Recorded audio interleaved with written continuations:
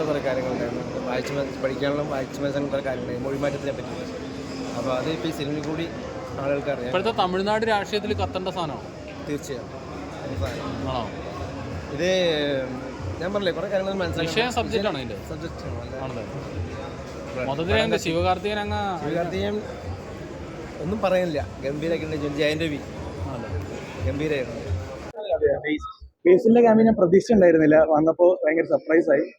നല്ല theatre movement ആയിരുന്നു ആള് പെട്ടെന്ന് വന്നപ്പോൾ. നെഗറ്റീവ് റോള് കൊള്ളാം, കുഴപ്പമില്ല, തരക്കേടില്ല. റൂട്ട്ലെസ് വില്ലനാണ്, പക്ഷെ ആൾക്കാരുടേതായ കാരണങ്ങൾ ഉണ്ടായിരുന്നു. നല്ല റൂട്ട്ലെസ് ആയ വില്ലനായിരുന്നു. പിന്നെ നമ്മൾ ശിവകാർത്തികേയൻ കോംബോ നമുക്ക് തിയേറ്ററിൽ വർക്കാവുന്നുണ്ട്. കൊള്ളാം, കുഴപ്പമില്ല, തിരക്കേടില്ല, അടിപൊളിയാണ്. തിയേറ്ററിൽ കാണാനുള്ളതുണ്ട്. പടം തിയേറ്ററിൽ കണ്ടാലാണ് അതിന്റെ ഒരു ഫീല് കിട്ടുള്ളൂ. ചിലപ്പോൾ OTT കണ്ടാൽ ഈ ഫീല് കിട്ടിയെന്ന് വരില്ല. കുറച്ചുകൂടി മാസ് ക്രൗഡിന് പറ്റിയ പടമാണ്.